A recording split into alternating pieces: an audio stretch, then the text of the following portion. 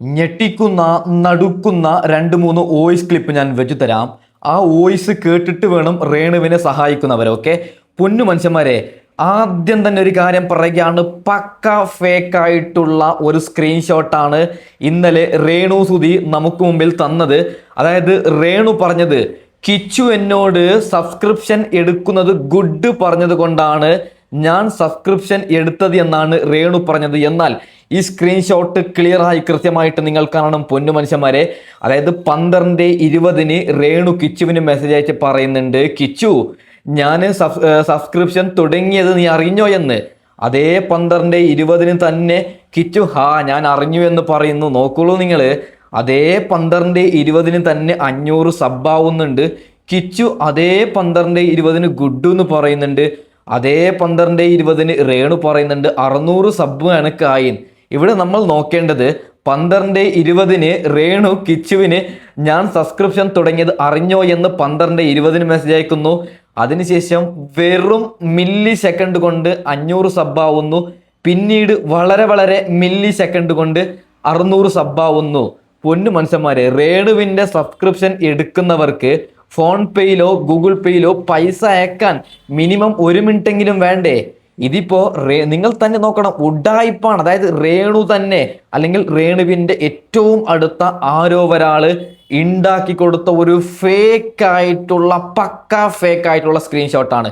അതിൻ്റെ ഒരു സമയം, അതായത് ഇപ്പം ഞാനൊരു കാര്യം പറയാം, രേണു കിച്ചുവിനോട് ഞാൻ സബ്സ്ക്രിപ്ഷൻ എടുത്തത് അറിഞ്ഞോ എന്ന് ചോദിച്ചിട്ട് കിച്ചു അതിനൊരു 2-3 മിനിറ്റ് കഴിഞ്ഞിട്ട് റീപ്ലൈ കൊടുക്കുന്നുണ്ടെങ്കിൽ ഓക്കെ, അതും വിട്, കിച്ചു ഓൺലൈനിലുണ്ട് നമുക്ക് വിചാരിക്കാം.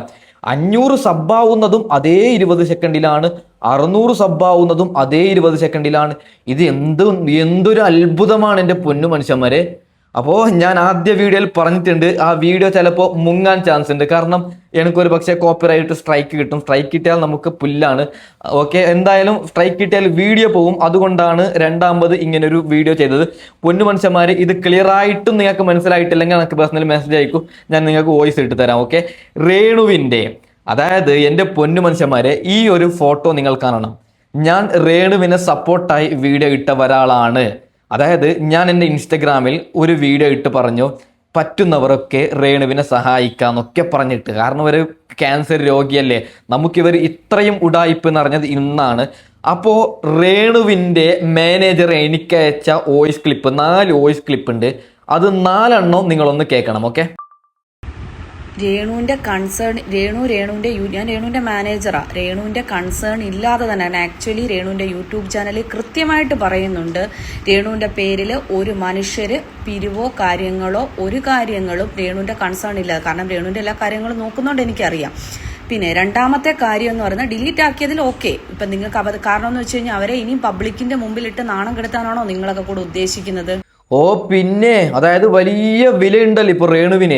ഓക്കെ, അടുത്ത വോയിസ് ക്ലിപ്പ് നിങ്ങൾ ഓരോരുത്തരും ക്ലിയർ ആയിട്ട് കേൾക്കണം. നമ്മുടെ സീക്രട്ട് ഏജന്റ് സായി കൃഷ്ണയൊക്കെ കേൾക്കേണ്ട ഓഡിയോ ആണ്. അതായത് നമ്മുടെ സായി കൃഷ്ണയാണ് അറിയപ്പെടുന്നത് രേണുവിനെ സഹായിച്ച ഒരാൾ എന്ന നിലയിൽ.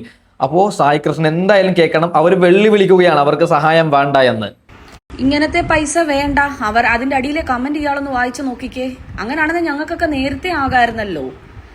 ഇപ്പൊ അവർക്ക് സ്വന്തമായിട്ട് യൂട്യൂബ് ചാനലുണ്ട്, അത്യാവശ്യം അതിനുള്ള ഇൻകംസ് കിട്ടാൻ തുടങ്ങും. പിന്നീട് മന്ത്രി ഉൾപ്പെടെയുള്ള ആൾക്കാർ ഹെൽപ്പ് ചെയ്യുന്നുണ്ട്. കേട്ടോ, ഇപ്പൊ എന്തായി? സായി ആരായി? രേണുവിനെ സഹായിച്ചവരാരായി? പറഞ്ഞത് കേട്ടല്ലോ. അതായത് മന്ത്രി ഉൾപ്പെടെയുള്ളവർ സഹായിക്കുന്നുണ്ട്, ഞങ്ങൾക്ക് നിങ്ങളുടെ നക്ക പൈസ വേണ്ട എന്നാണ് രേണുവിന്റെ മാനേജർ എന്നോട് പറഞ്ഞത്. അതായത് രേണുവിന് എന്തെങ്കിലും കൊടുക്കേ, രേണുവിനെ സഹായിക്കുന്ന പറഞ്ഞ് വീഡിയോ ഇട്ടപ്പോൾ എനിക്കിട്ട വോയിസ് ആണ്.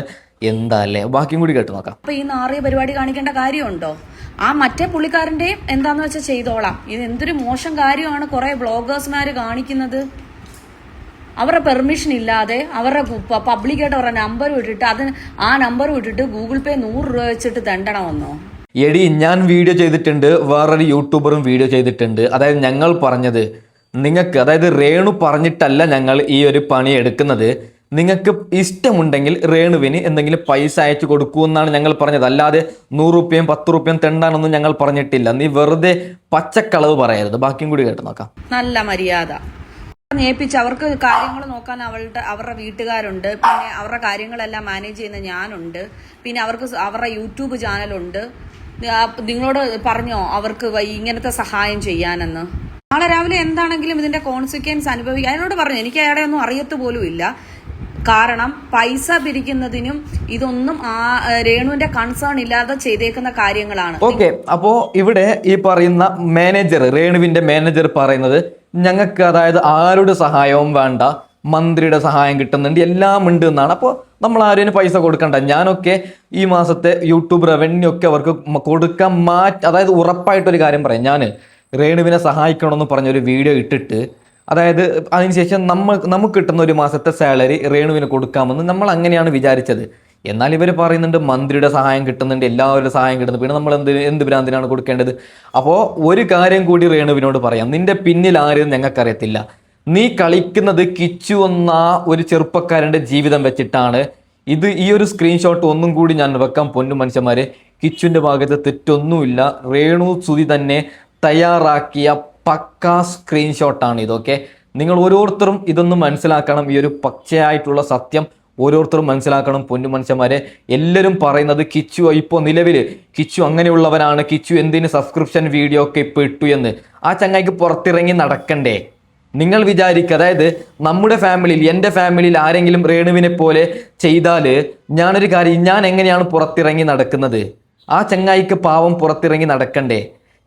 അതായത് ഒരു കാര്യം പറയാം, ഞാൻ രേണുവിനെ സപ്പോർട്ട് ചെയ്ത് വീഡിയോ ഇട്ടപ്പോൾ ഞാൻ പറഞ്ഞത് അവൾ ക്യാൻസർ രോഗിയല്ലേ, ജീവിച്ചു പോട്ടെ, എന്തിനാണ് നമ്മൾ വീണ്ടും വീണ്ടും അവരെ ഉപദ്രവിക്കുന്നത്? അങ്ങനെ ഇപ്പം നോക്ക്, അവിടെ ക്യാൻസർ ആയിട്ടും അവർ അഹങ്കരിക്കുകയാണ്. കിച്ചു എന്ന ഒരു ചെറുപ്പക്കാരൻ്റെ ജീവിതമല്ലേ അവൾ ഇല്ലാതാക്കിയാൽ?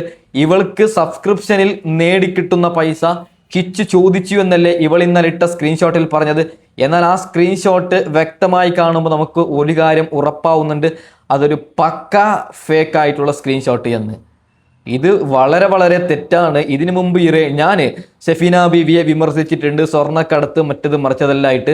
ഞാൻ വിചാരിച്ച റിച്ചിന് വേണ്ടിയായിരിക്കും ഷെഫീന ബീവി എവിടെ നിന്നോ ഓഡിയോ ക്ലിപ്പൊക്കെ കൊണ്ടുവരുന്നത് എന്ന്.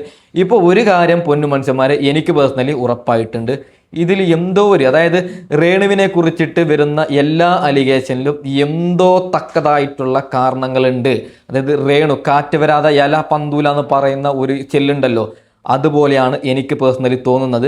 അതുകൊണ്ട് പൊന്നു മനുഷ്യന്മാരോട് ഒരു കാര്യം പറയുകയാണ്, ഇപ്പോൾ ചിലപ്പോൾ യൂട്യൂബർമാർ ഞാൻ മുമ്പെടുത്ത വീഡിയോ വെച്ചിട്ട് ഡബിൾ ഗെയിം, ഡബിൾ ഡാഡി എന്നൊക്കെ പറയും. പക്ഷേ ശരി കണ്ടാൽ ശരി എന്ന് ഞാൻ പറയും, തെറ്റ് കണ്ടാൽ തെറ്റെന്ന് പറയും. അപ്പോൾ ഇന്ന് ശരി കണ്ടിട്ട് നാളെ അവർ ശരി ചെയ്താൽ ശരി എന്ന് പറയും. അതിന് പരസ്പരം നമ്മൾ അങ്ങോട്ടും ഇങ്ങോട്ടും സപ്പോർട്ടല്ല കൊടുക്കുന്നത്. നമ്മളൊരു നിങ്ങൾക്ക് പറഞ്ഞാൽ മനസ്സിലാവുമെന്ന് എനിക്കറിയത്തില്ല. അപ്പോൾ അങ്ങനെ ആരും പറയണ്ട, ഇനിയും വിളിച്ച് പറയുക തന്നെ ചെയ്യും. ഈ പറയുന്ന കിച്ചുവിന് നീതി കിട്ടണം. ഇവിടെ ഞാൻ കാണുന്നത് രേണു എന്ന ഇവള് വെറുതെ ഫേക്കായിട്ട് നിൽക്കുന്നതാണ് എനിക്ക് പേഴ്സണലി തോന്നുന്നത്. ഓക്കെ, അപ്പോൾ തൽക്കാലം മൈൻഡപ്പ് ചെയ്യുകയാണ്. Okay, by.